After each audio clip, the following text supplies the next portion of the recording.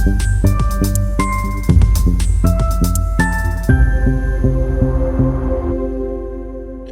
right, guys, thank you so much, and welcome to another exciting edition of United and Everything Football podcast that we've put together to discuss everything Manchester United and everything football.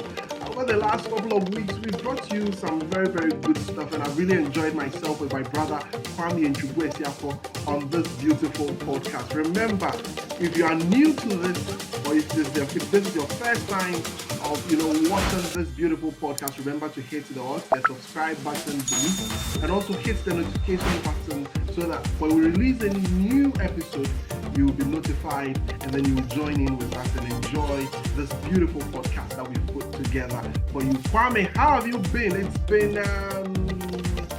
I don't know how to explain. It's like we are up and we are down, and it's been a roller coaster. I don't know. Roller coaster, that's the best word. I don't know if that's the best word to use. It's been a roller coaster ride this past few days, actually. But all in all, it's been good. All right, results hasn't been what you expect. The transfers have been something that you'll not be so happy about. And also there is this very famous issue that we'll be discussing. So in the last couple of days, if you can remember, our own Mason Greenwood verdict on his issue with regards to his charges being dropped with regards to the domestic violence issue that he encountered in January 2022, which led the club to suspend him, was brought to a conclusion last Monday. Now, the club came out with a statement regarding Mason Greenwood and whether he will be available to play for Manchester United again or not. So, Kwame, I don't know what you make of this, but first, let me quickly go through the statement by the club. Then I'll go through the statement by Richard Arnold, who is the Chief Executive Officer of the club. You remember in our last episode, we read to you that the club said that every decision would rest on the Chief Executive. He also brought out the statement, and also would read to you the statement or portions of the statement by Mason Greenwood. So I'll first touch on the statement by the club. It said a lot of things, but we've just taken excerpts of it to, just for the purpose of the show, to get to the main point. And the club statement says that based on the evidence available to us, we have concluded that the materials posted online did not provide a full picture, and that Mason did not commit the offenses in respect of which he was originally charged. It has therefore been mutually agreed that it would be most appropriate for him to do so away from Old Trafford, and we will now work with Mason to achieve that outcome. So this is what the club said in relation to the investigation that he had carried out, came out with findings, and out of the findings, it was determined that what we saw online is not actually a true reflection of what really happened. Now, let's see what Richard Arnold, the Chief Executive Officer of Manchester United, said. These are some portions that we've picked from the statements that we are reading to you. It says that while I am satisfied that Mason did not commit the act he was charged with, Mason accepted that he has made mistakes which he takes responsibility for. I am also mindful of the challenge that Mason would face rebuilding his career and raising a baby together with a partner in the harsh spotlight of Manchester United.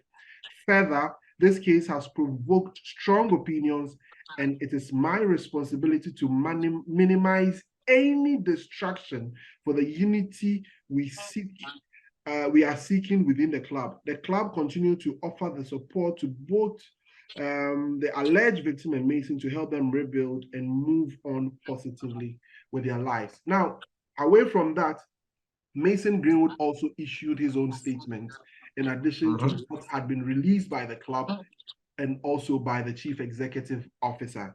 Now, Mason said that I understand that people will judge me because of what they have seen or heard on social media, and I knew people would think the worst. I was brought up to know that violence or abuse in any relationship is wrong. I did not do anything. I didn't do any of the things I was accused of, and in February, I was cleared of all charges. However, I fully accept I made mistakes in my relationship, and I take my share of responsibility for the situation which led to the social media in the past. I am learning to understand my responsibility to set good examples as a professional footballer, and I am focused on the big responsibility of being a father as well as a good partner. So these are the statements that were made available to us in the last couple of days when the decision was reached that Mason Greenwood's future would lie outside of Manchester United. Kwame, let me get to you. When this news came out, where were you? How was your reaction? What went through your mind? Share with us your opinion or your thoughts on everything that has to do with this situation by Mason Greenwood. Tough, innit? It's tough. It's a very tough issue. It's a very sensitive issue as well. Very sensitive, but then I think we have to come unhinged a bit here and share our general perspective on the matter as well as our personal views on the matter. That's the way I think I'm going to go about unpacking this. All right. So before I say anything, I just want to let the audience know that we do not condone any form of violence against women or anything like that. But then we are, as fans, everybody has his own opinion on, first of all, what did come out in the first place and what has transpired over the last couple of days with respect to a couple of statements coming out of the club, as well as a statement being released by the player himself. So I first want to say there's a lot of cultural as well as the differences when it comes to opinions on this subject, cultural as well as regional differences. What you do realize is that there's a certain fan base that comes from a certain part of the world has a totally different opinion to that comes from Manchester and Europe. Let me just put it that way. I say this based on facts rather than just making things up. It's quite obvious that when it does come to fans that come from Africa and the likes, Asia and the likes, the way we see the ultimate verdict or the way we've seen things play out and the outcome of it, the decision. You have most Europeans and most local Manchester United fans being of the opinion that Mason Greenwood should never ever play for the club again. Whereas you have other fans from other parts of the world saying, I mean, for instance, the verdict, I mean, the CEO did say he was not guilty of any of the things that he was accused of. And what were the things that he was accused of? He was accused of rape. These are serious offenses, to be honest. He was accused of rape, assault, as well as coercive behavior. Yes. Speaking as somebody who has lived in both sides of the world, what I would say is that there are some things that you will not be able to get away with, no matter your influence, no matter your wealth, no matter your fame, if you are living in Europe. The systems work in the sense that once you do put yourself in a situation where you are found culpable of any of these offenses, there's a hard line stance, be it in the law courts or the courts of public opinion when it comes to how people actually would judge you. So it's come as no surprise to people who come from that part of the world that this is the final decision by the CEO to let Mason Greenwood go. The situation to them is just untenable. And then there is the fan base that comes from the other parts of the world that think, you know what, I mean, if a man is not found guilty of such offenses, if he is having a baby with the same woman of which he's been accused of actually committing these offenses on, and they have a family and they're living their lives and everything is fine. I mean, why should he not be able to continue his professional career with the club? But then in that part of the world, our part of the world, where we do come from, what happens usually, I'm talking general perspective here, society, is that we very often let things go far more easily. We very often give people second chances. We are open to, reform. Reform in not necessarily correcting people. That's the problem. We just let them go. And then unfortunately, that opens room to famous people taking advantage of the systems, politicians taking advantage of the systems, just opens a huge can of worms to corruption, all sorts of things. So it then puts us in the situation where we find ourselves, where people aren't punished severely for the bad things they do. They know they're going to get away with it and they just keep on doing it. I'm just offering a general perspective on these things here. But then on the subject matter, on our last episode, I did say, let's just wait till the final verdict comes out before we can voice our opinions on this. And I'm going to talk about my own personal opinion here. I feel, first of all, the whole process has been a farce, to be honest. After the police closed the investigation on the matter, Manchester United decided to do a whole 6 months investigation on the matter, gathered more information, and according to our CEO last week, he did say everything was going to be based on the facts of the investigation that had been done by the club. That investigation did go beyond what the police had done. They had gathered more evidence, they had gathered more statements from people who did matter in and around the case, and they had come to an informed decision as to how to go on with this matter, of which there were rumors that Mason Greenwood was going to be reinstated back into the football club. A statement came out saying, you know what, a decision hadn't been made yet despite the rumors. And within a few days, there was uproar from basically everybody. Like, when I say everybody, I'm talking about on social media, from journalists all over the world, from politicians, from other famous people, from supporters groups, from, what do you call it? Any group that had any advocacy for protecting women, charities that support women who have been abused by men. So many people voiced out their very strong opinions on actually the rumors that Mason Greenwood was going to be reinstated. But then this is where I have a problem with our CEO.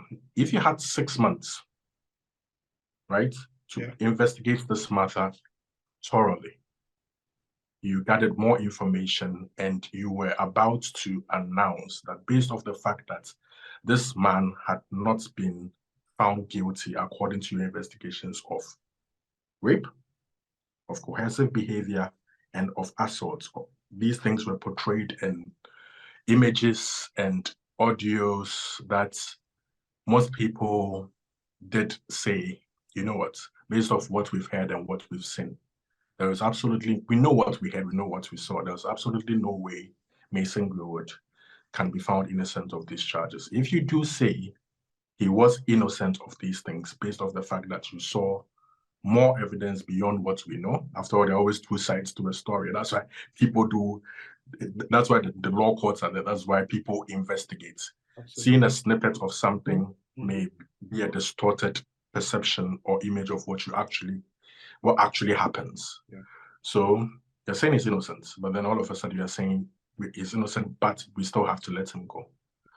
And you are flipping your decision in a matter of days based off public uproar and protests, and the fact that staff have threatened to, resign from their jobs, not specifically the women's team or anybody, it's just generalized that staff, ticket holders are threatening to, whatever. I don't know what they are threatening to do, but then you've had ticket holders issuing threats, huge backlash from a lot of supporters groups, from some members of parliament, from various charities that the club is linked with, and suddenly flip as a man who is supposed to be on top of issues at a big, huge football club as Manchester United. You flip your decision in a matter of days. It simply reeks of sheer incompetence for me. Yeah. And the fact that I don't see why you can prepare for every single eventuality after a 6 months thorough investigation, come to a decision that's rumored that you are going to allow this your employee that you have a duty of care to come back to work, and then you flip based off all these things that I've mentioned and say we can't let you come because the environment is too harsh. Yeah. That's just leaving the boy out to dry, you know. Honestly, that's how I see it. Because if you did believe in the fact that he had done any of these things or he's in the wrong, the club should actually terminate his contract. But then the club doesn't have any grounds to actually terminate his contract. So they are paying him fully, but then they are hoping to even maintain his economic value by either loaning him out or selling him for cash. Are you sticking or are you twisting here as the CEO? What do you really hope to achieve over here? You should either take a hardline stance. That's what I think he should have done. Take a hardline stance and say, you know what, based off this, right, we are letting you go and we are actually terminating your contract. Once you decide to, you know, just say you are not allowing him back based off everything else that's happened beyond the facts of your investigation, yet you are keeping him on payroll and trying to maintain his economic value by either loaning him out or selling him, that's just taking the easy route. The CEO just took the easy route, right, to try and please everybody, to satisfy everybody, because he runs a huge club like Manchester United, and then the backlash that could come post accepting Mason Greenwood back into the club to train and play for Manchester United would just be too much. So he passes that up and then just leaves the boy out to dry. I don't know where Mason Greenwood goes henceforth with his career if he ever wants to continue. There will be those who will think he doesn't even deserve to have a career in the first place.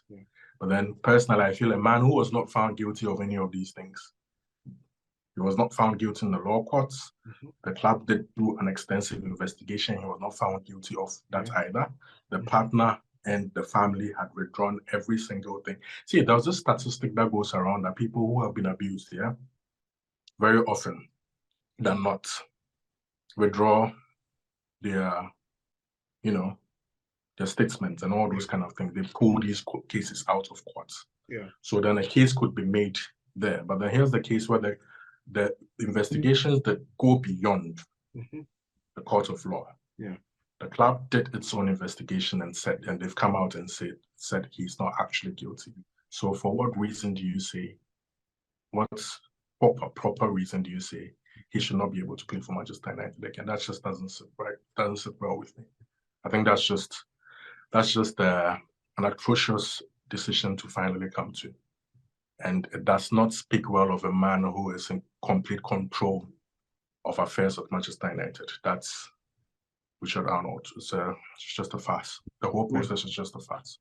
Well, that's a very interesting one. I mean, you touched on, you gave a very good perspective or background of, I mean, the differences in jurisdiction and the differences that exist within this jurisdiction in their appreciation of events that has happened with regards to Mason Greenwood. I personally believe that, you know, when this case was declared by the court, or where the courts decided to, you know, withdraw or you know, end this whole case, all of the key things that came to mind was, for United as a club, what is United going to do? So, you know, immediately the idea was to, everybody was like, reinstate Mason Greenwood. The club decided to take a decision that I felt personally was great. You know,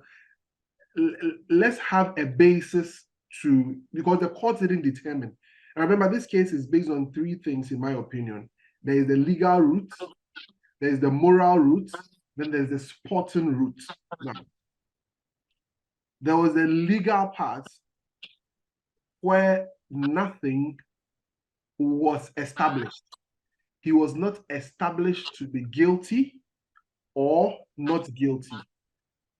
The court decided to discontinue the case, as is said in his statement, based off on fresh evidence. They decided to end their pursuit of the case. So legally, it was gone.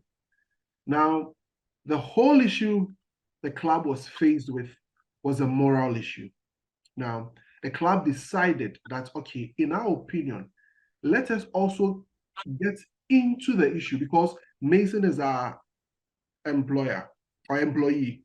We are Mason's employee. Mason is our employee. Therefore, we would have to also establish the facts based on which we would measure against our values, our code of ethics, to see if he merits to continue to play football with the club. So the club went through all of this, established its facts, and as we know, and I am of the firm belief that the club had decided to reinstate the player. I felt like you rightly said, the club took an easy route. Okay, so it's put away the legal issue, it put away the sporting issue, and went on moral grounds based off on what the society in which the club exists felt it should do. Now, if you read Arnold's statement again, there was one key thing that he highlighted, that he doesn't want the unity of the club to be jeopardized. And also, there is this issue that Mason is likely to face a lot of backlash himself, which might not put him in a very good condition to be able to perform to his optimum. So the club decided, and that's my worry. I mean, if you had thought through all of this, we wouldn't have gotten to a point where you felt reinstatement was the best option.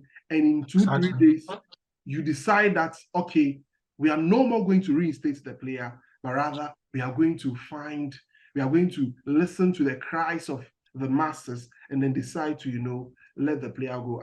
I felt that it didn't put the club in a certain image that would expect the club to be. And I find that very, very worrying from our You do know there are calls for Richard Arnold to even resign after Absolutely.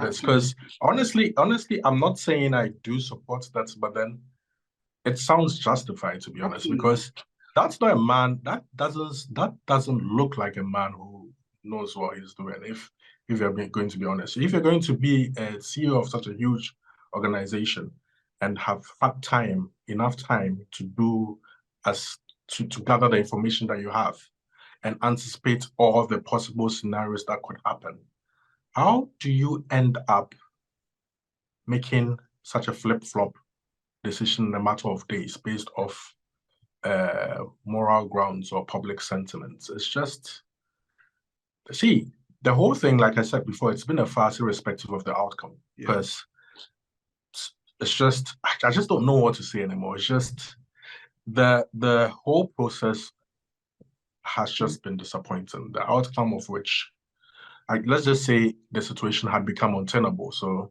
absolutely, this was inevitable. I mean, it's taking too long, and this is why I want us to take the discourse now. Let's look at it from, so we've come to appreciate the legal and the moral bit. Now let's look at the sporting side of it, and how it affects the club. Currently, we look at our options in attack, and clearly Mason Greenwood was one of the most talented, strikers within the club. Now you look at the club currently, and the club is lacking the level of talent that Mason, had within the club. The club is unable to score goals, and clearly Greenwood would have been one of the solutions to that problem.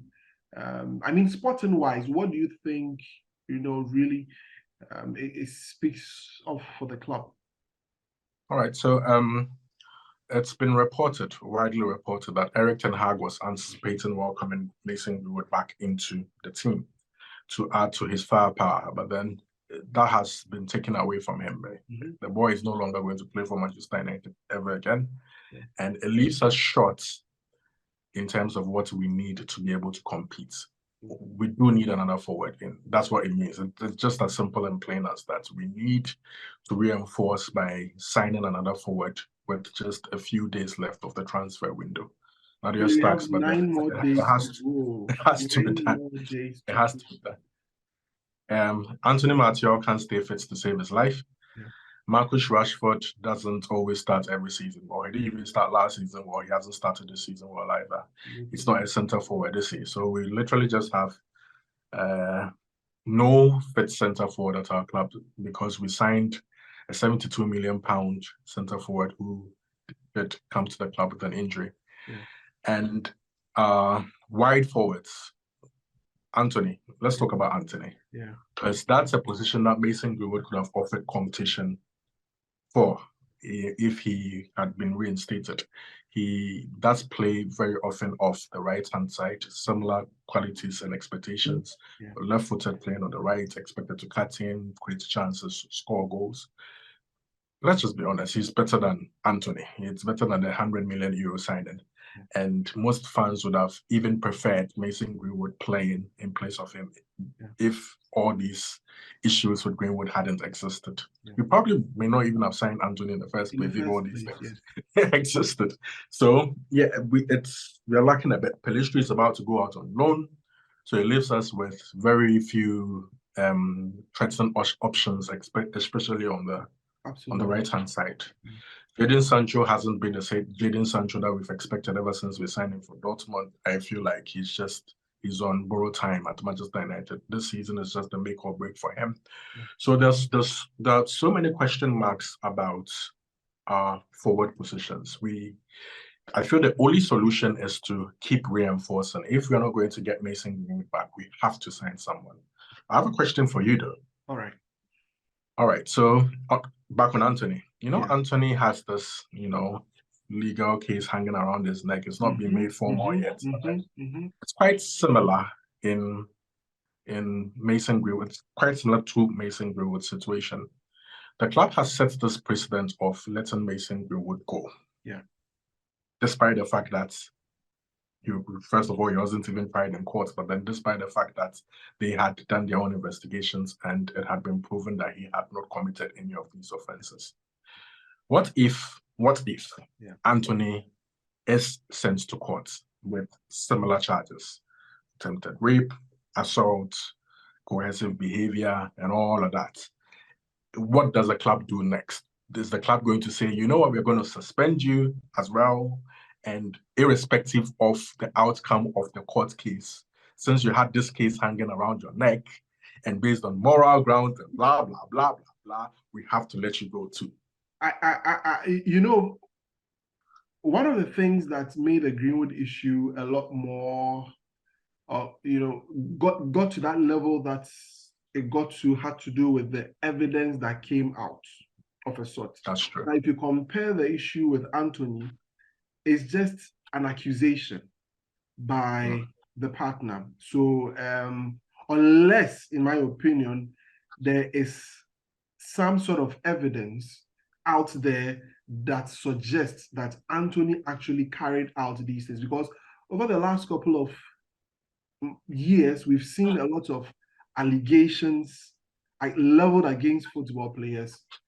It's been tried in court, and we've all seen the outcome of some of these allegations at the end of the day. So some of them were false allegations. You have to. Yes, it's very good that we established that. So we don't know the nature of the accusation that this woman is leveling against Anthony. So I think these are very not so similar issues. I mean, in terms of what is out there and what is known. Okay, so with the Greenwood's issue, the evidence out there was kind of hardcore. Something you could see, something you could hear. I hope you are getting me. So it made the court of public opinion made their judgment. Exactly, which made the court of public opinion make their judgment. So clearly, the club will be looking at that. You see that it's though your same level of allegation. In fact, with Greenwood's issue,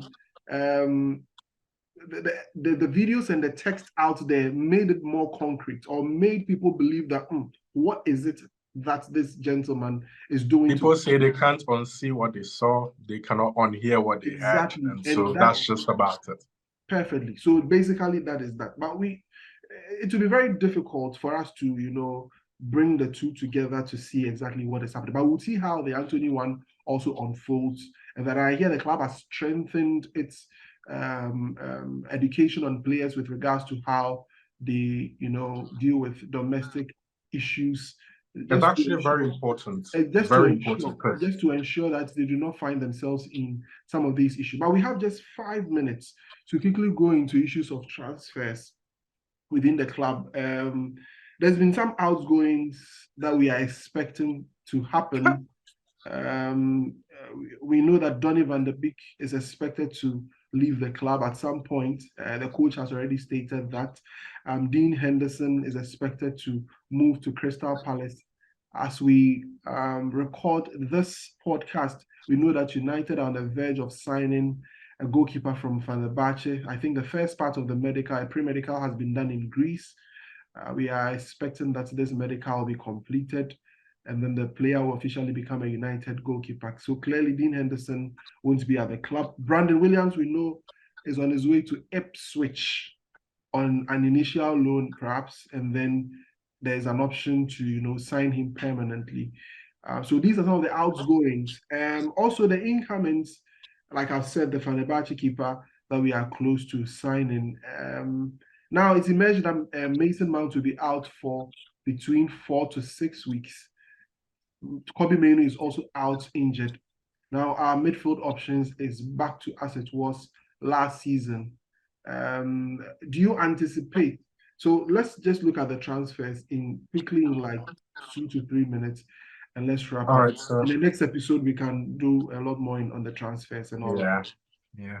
All right, so I guess we actually do need midfield reinforcements. See, everybody is aware that we do need a bit more steel in our midfield. It's just been made more obvious, more apparent by the injuries to Kobe Mainoo and the Mason Mount. Some may even say it's a blessing in disguise, that this has happened at this particular time in order to force the club into the market, irrespective of the fact that we need to move players out before we can move players in. If we move a couple of players out, still, I think we can reinforce the midfield for sure.